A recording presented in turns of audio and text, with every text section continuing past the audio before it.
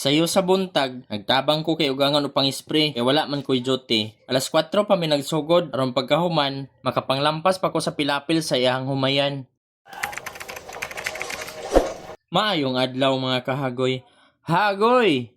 Ang trabaho sa bukid dili basta-basta kay kinahanglan jud nga magsugal ug magsakripisyo ka aron tsada ang abot sa imong pag-uma. Taga-spray na mo sa basak ni ugangan tag alas 4 mi sa kadlawon manggikan aron ang pisti ug dangan dili pa makahawa sa ilang gihimutangan. Kinahanglan jud mang-spray og sayo aron ang mga pisti mga igo sa among gi-spray nga hilo. Wala na day ko nakabideo pag pang-spray namo kay ngit-ngit pa manggod kaayo. Pag human na mo og pang-spray ay ha pa ko nakabideo aning gilampas nako nga bagnot kaayo. Ako na lang nagpadayon og panglampas diri kay si ugangan naguna na og uli.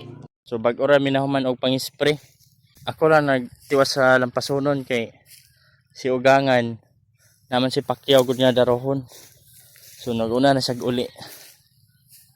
Bahalag kita na lang nag-inusara o kira kay wala man pud tay duty karong adlaw. Okay lang na siya para mahinlo na ning pilapil nga perting bagnuta. Hapit naman gud namunga ning humaya. Hinloan nato para iwas na lang pud sa mga pisti og mga ilaga ba. Shoutout lang ko diha sa mga pobre nga sama nako. Sure jud ko nga nakarilit mo ani nga trabaho. Samot na sa inaani nga sitwasyon mo nagdako. Dili ni basta-basta nga trabaho kay og dili ka mo lahutay og magsakripisyo. Wala jud kay maani nga dako. Ang pag-uma sa bukid, murara na siya og nanguyab. Kinahanglan jud ka maghatag og time, diskarte og sakripisyo aron makuha lang nimo ang matamis na oo. Kung wala ka ana na mga tirada, ayaw na lang pag-expect nga magbunga. Pero una sa tanan, diri ra ko taman kay wala na koy tubig, wala na koy saktong laway nga ikalahutay.